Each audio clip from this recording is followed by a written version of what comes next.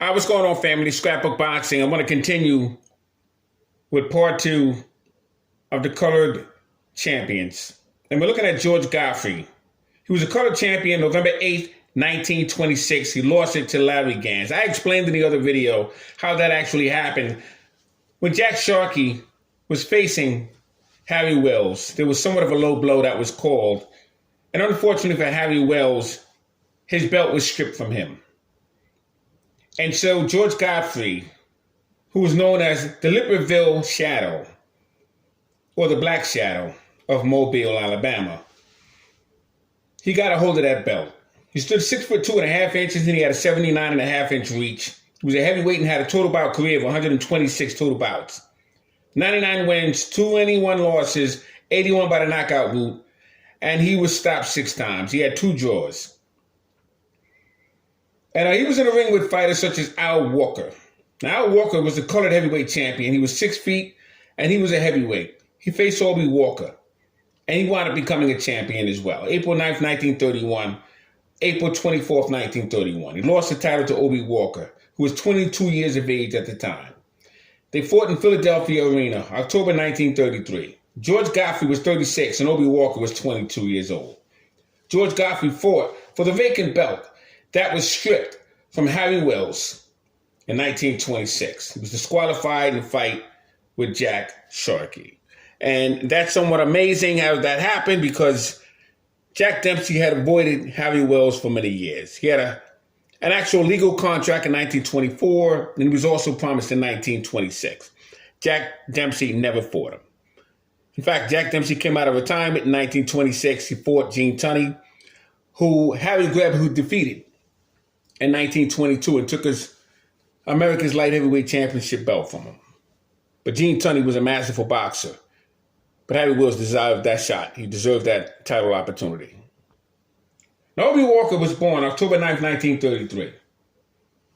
Bearcat Wright was a fighter that he fought. He actually was born September 19th, 1911 in Cochran, Georgia. He died May 23rd, 1989. He was 77 years of age at the time of his death. He would reside in Atlanta, Georgia. And he stood 5'8". He was a heavyweight and fought from 1929 and 1946. I actually met Obi Walker. I'm misspeaking here, so please excuse me.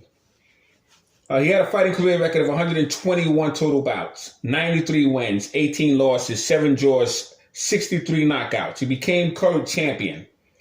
And he was very proud of that. He fought a fighter by the name of Elmer Violent Ray, total of 14 times. One of them were not counted. And Elmer Violent Ray had quit in the match. He said no more. But Obi Walker was some fighter. Very strong for his weight division. And between March 2nd, 1939 and June 19th, 1939, he faced Leroy Haynes 3 times. That was amazing within itself. October 9th, 1933, he defeated George Godfrey at the Philadelphia Arena. George Godfrey lost his claim to the colored heavyweight championship belt to Larry Gans. July 20th, 1935, he lost his title to Obi Walker, Toronto, Ontario, Canada, and the heavyweight championship belt. Now, Larry Gans was born December 12th, 1909. Toronto, Canada. Some records say 1901, some records say 1905. He died July 26, 1983. He was 81 years of age at the time of his death. He was residing in Canada. I had the pleasure of meeting him. He stood 6'2.5" and he had a 79" reach. Had a fighting record of 145 total bouts, 117 wins, 63 knockouts, 22 losses, and he was stopped 14 times. He had 5 draws. Fought from June 23rd, 1923 to June 6, 1942. And what was amazing, the Dixie Kid was knocked out in the 2nd round on Ontario Arena Gardens as the referee waves off the contest in 5 rounds. He was dropped actually 5 times, and the referee just said that's enough. And the final blow had actually landed on the jaw of the 24-year-old Larry Gans.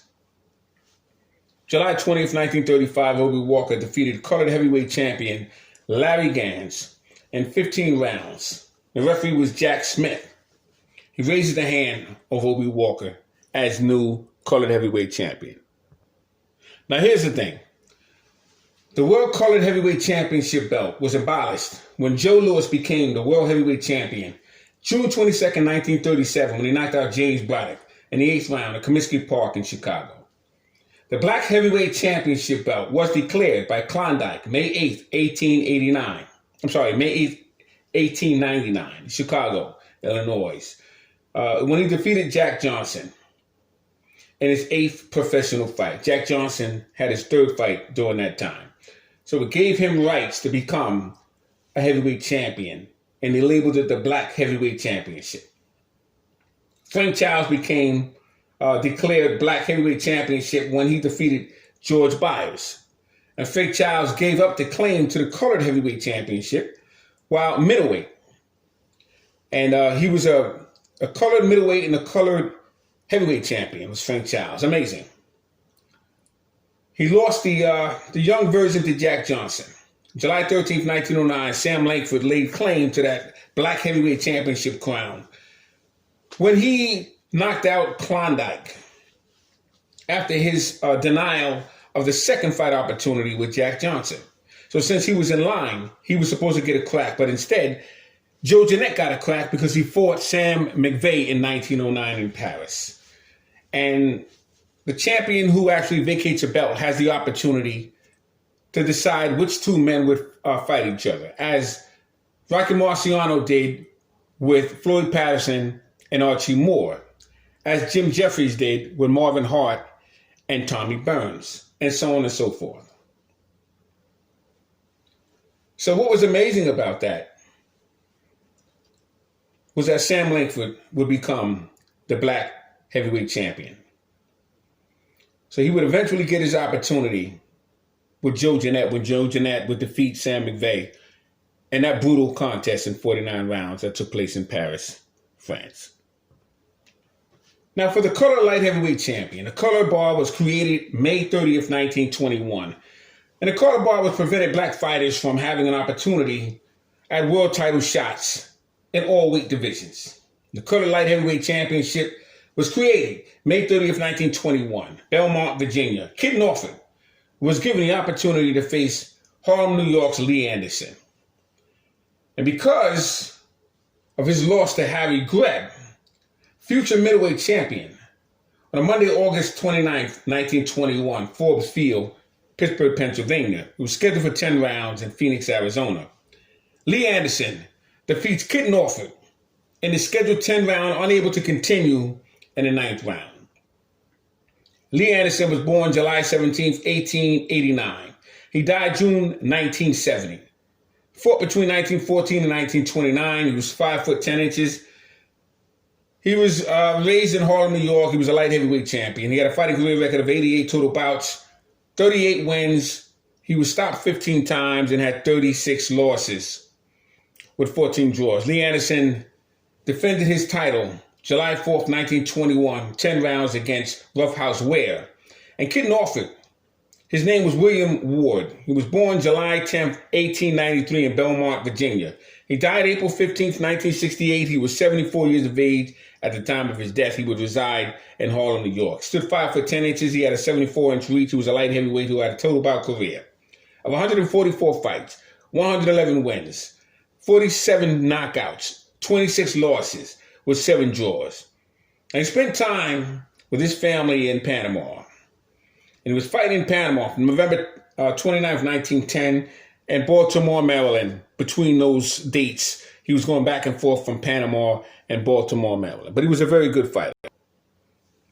Now, 1914, he fought Panama City, defeating most opponents, and fought Jeff Clark, the Joplin Ghost. May 16th, 1915. This was at the ballroom in Panama City.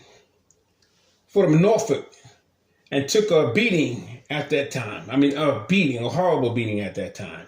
Fought Theater Tiger Flowers, Sam Langford, Harry Gleb twice, Alabama Kid, December 20th, 1921, New York's Madison Square Garden. He claimed the World Light Heavyweight Championship in the color division.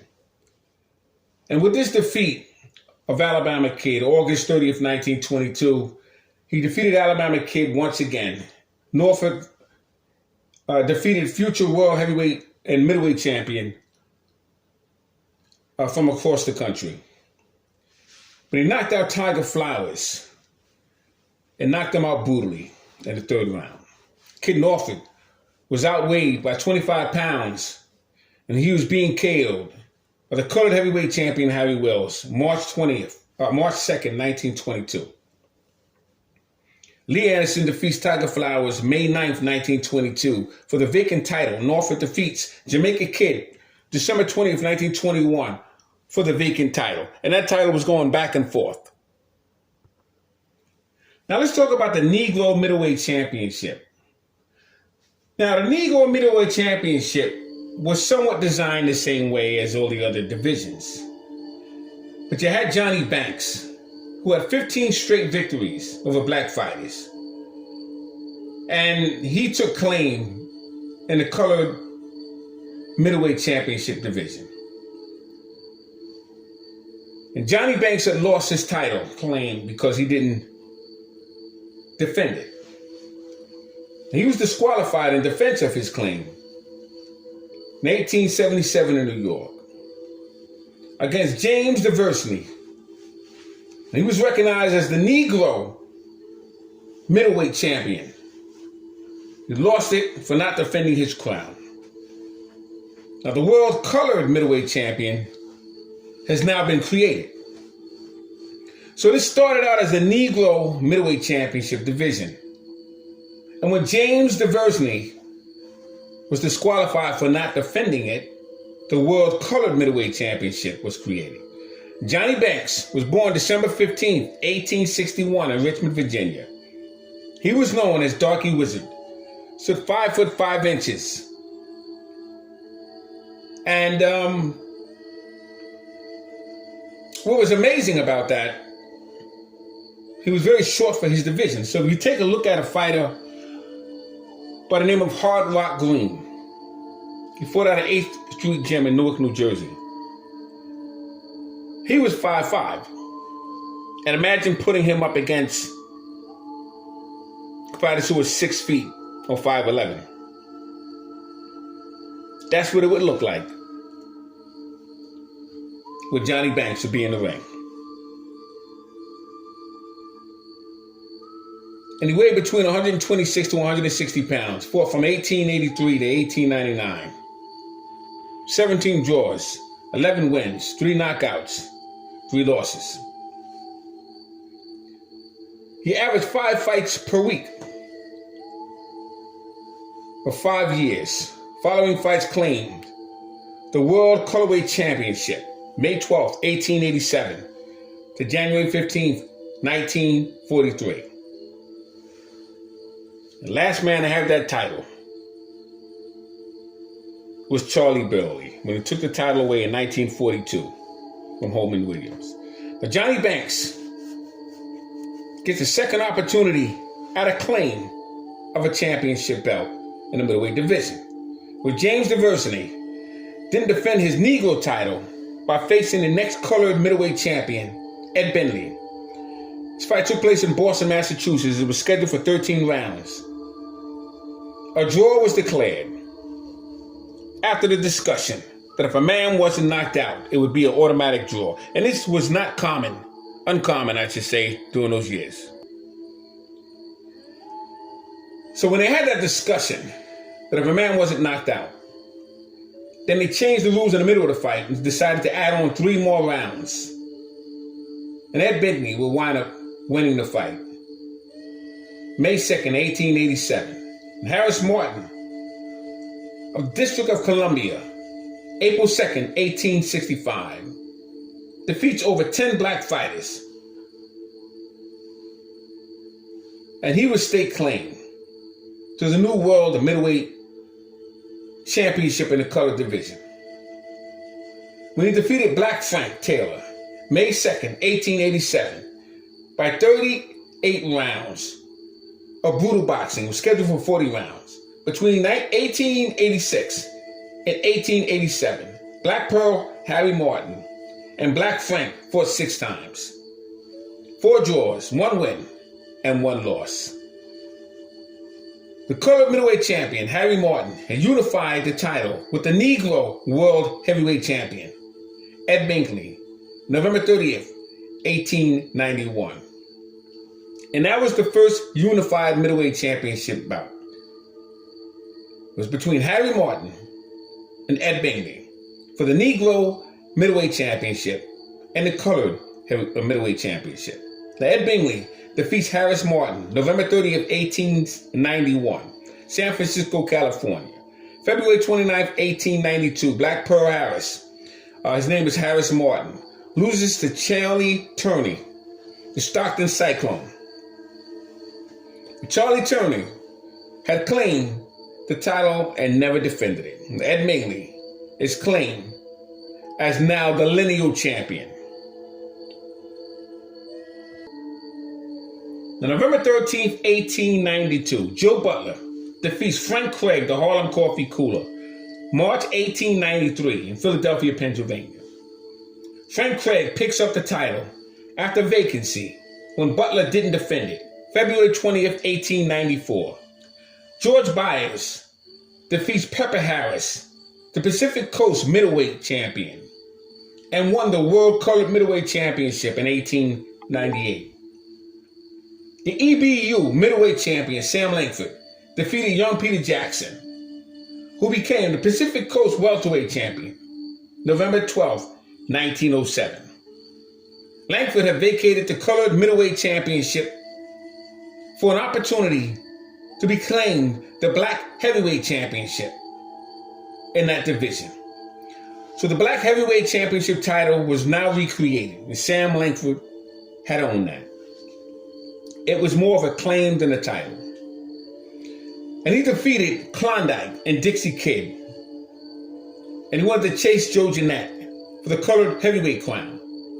So in order for that to happen, he had to be in line to get that opportunity, and he became the black heavyweight champion.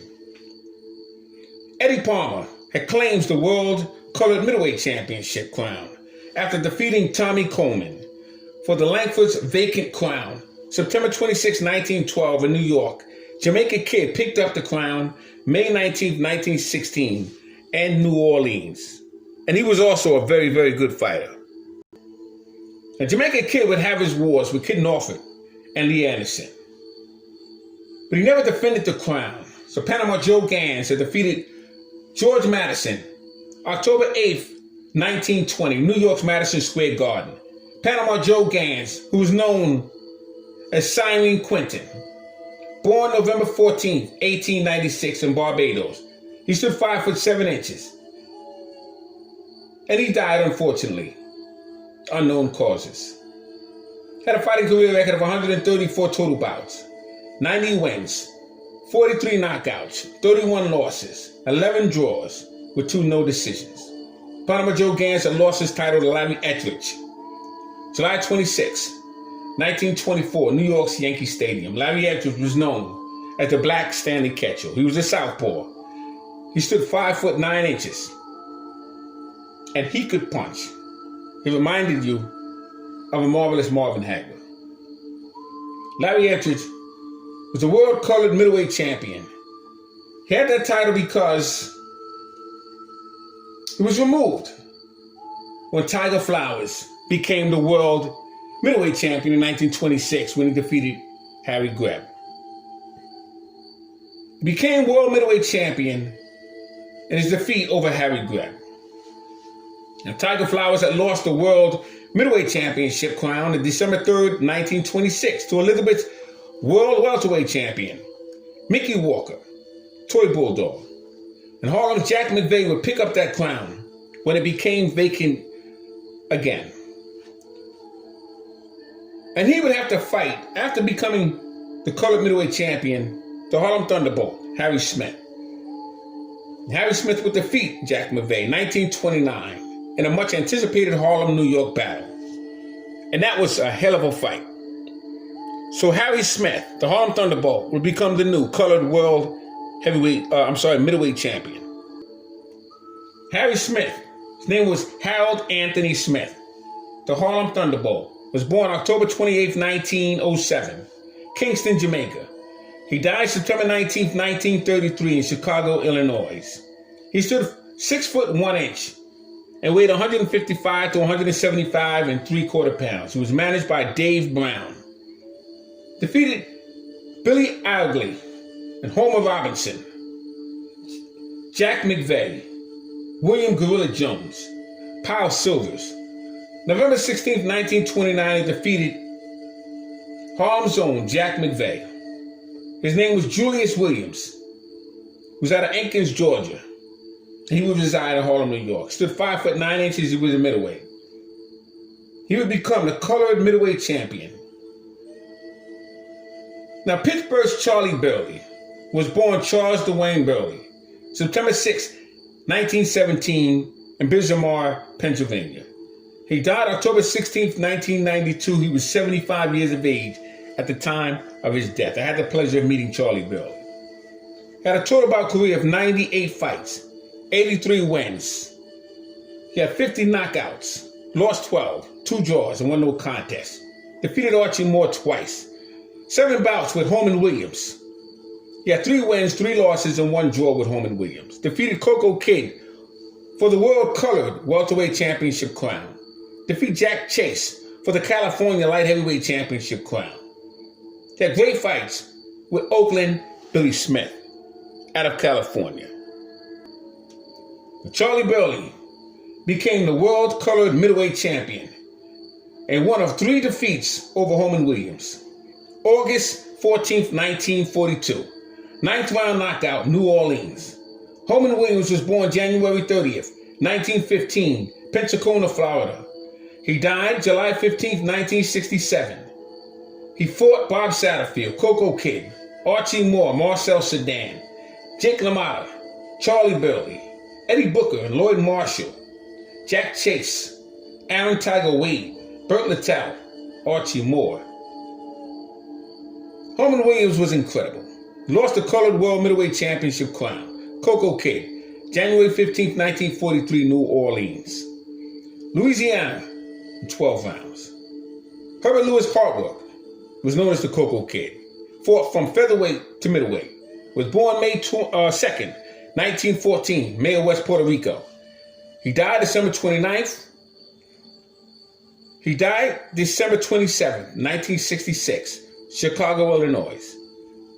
He had 244 total bouts, 176 wins, 48 knockouts, 58 losses, and 10 draws.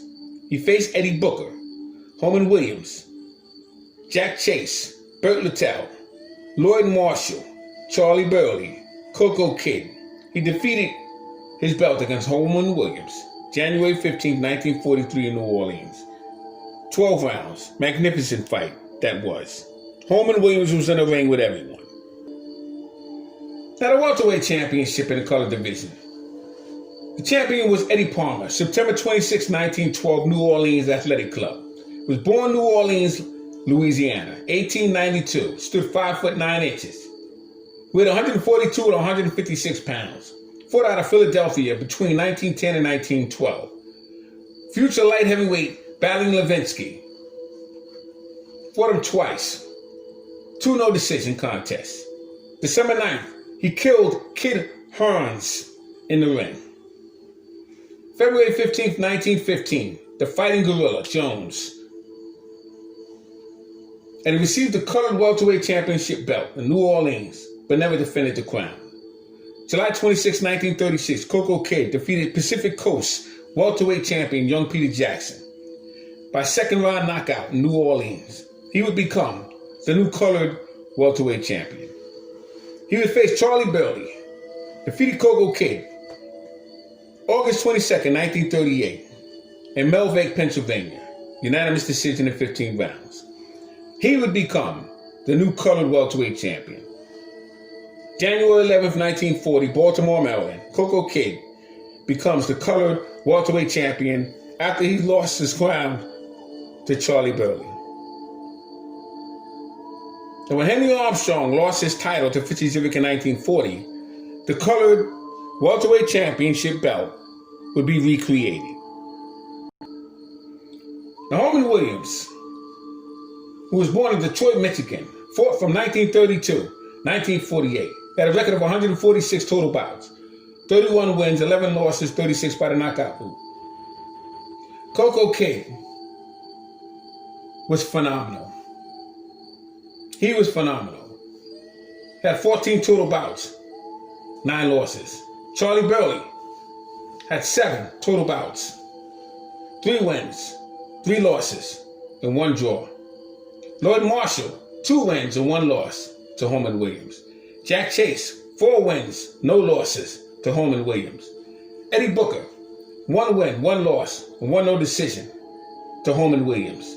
Aaron Little Tiger Wade, 2 wins, 1 loss to Holman Williams. And Archie Moore, 1 win and 1 loss to Holman Williams.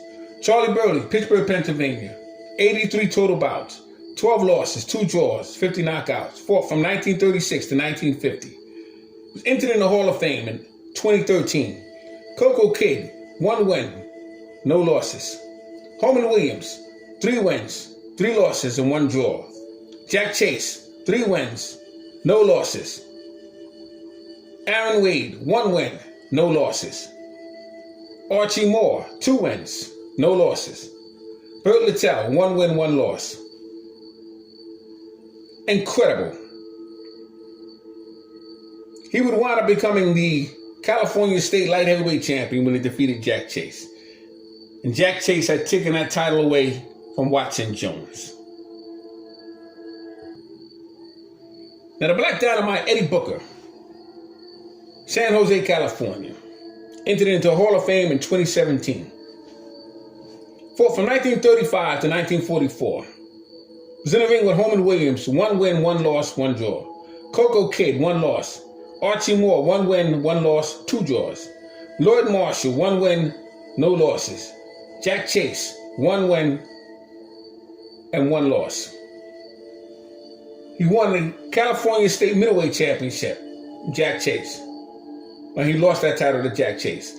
He died at the age of 27 after an eye injury when he fought Holman Williams. Young Joe Louis, Jack Chase, was born in Colorado.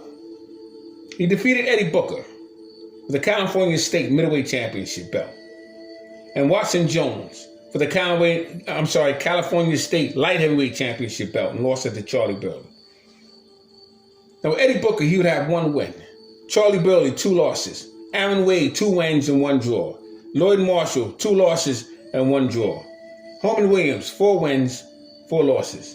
And Archie Moore, 7 total bouts, 6 losses and 1 win. So that's it for the colored champions in the Black Murderers Row. I want to thank you very much for hanging in there with me in this 2-part series of the colored champions in the Black Murderers Row. The next video will be the bare knuckle fighters.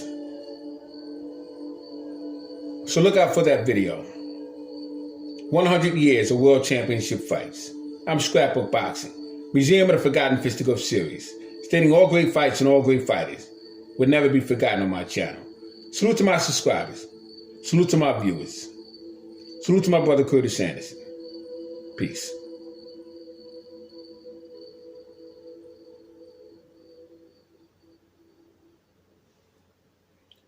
Shout out to Stormy B, man.